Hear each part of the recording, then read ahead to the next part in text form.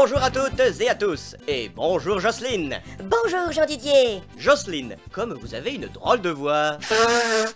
Eh oui Jean-Didier, je me suis enrhumé bêtement en coupant le chauffage à la maison. Ah, ça tombe bien, car le thème de ce deuxième atelier Halloween est faire des économies sur son chauffage et garder son confort. C'est compatible? Atelier qui se présente en 3 modules. Le contexte énergétique. Eh ben oui Jocelyne, le chauffage, c'est de l'énergie. Et l'énergie, aujourd'hui, ce sont surtout des ressources fossiles mondiales. Et ça va pas durer. Mais pourquoi Jean-Didier? Eh bien parce que ça va pas durer. Le charbon par exemple, il en resterait à peine pour 200 ans. L'uranium et le gaz pour 60 ans. Et le pétrole pour 40 ans. Et en plus, ça déséquilibre les écosystèmes et ça coûte très cher. En France même, nous produisons, toute énergie confondue, environ 129 millions de tonnes équivalent pétrole. Et combien nous consommons de millions de tonnes équivalent pétrole? Exactement 259 millions de tonnes équivalent pétrole, c'est-à-dire le double. On est mal barré alors. Un max, Jocelyne, car nous dépendons des autres.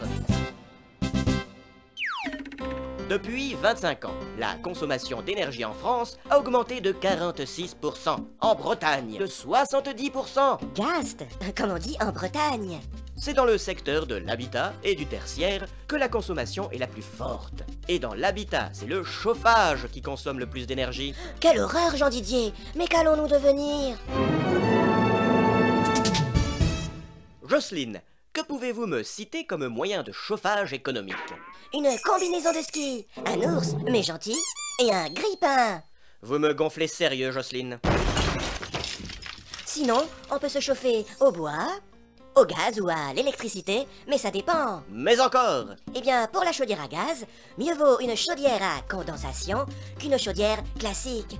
À condensation, ça veut dire qu'en récupérant la vapeur d'eau des gaz de combustion de la chaudière, on récupère de l'énergie qu'on réutilise dans le circuit. Et là je dis, économie de combustible de 10% en moyenne et moins de pollution dans l'atmosphère. Jocelyne, pourriez-vous m'en dire plus sur les autres systèmes de chauffage économique? Que dalle Jean-Didier, on n'a pas le temps. Mieux vaut contacter directement Halloween pour des détails précis et pertinents. Il y a un lien à la fin du film. Ah, très bien ça, le lien Halloween.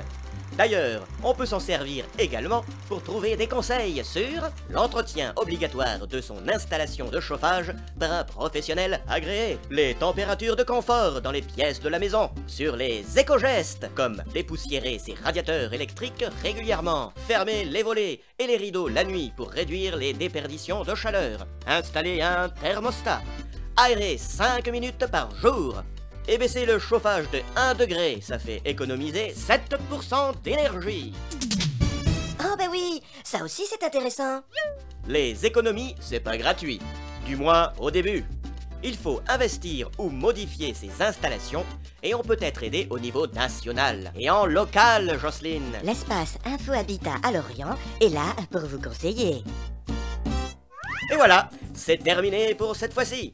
Au revoir Jean-Didier, et à bientôt. On se fait la bise? Sûrement pas, vous êtes viré, Jocelyne.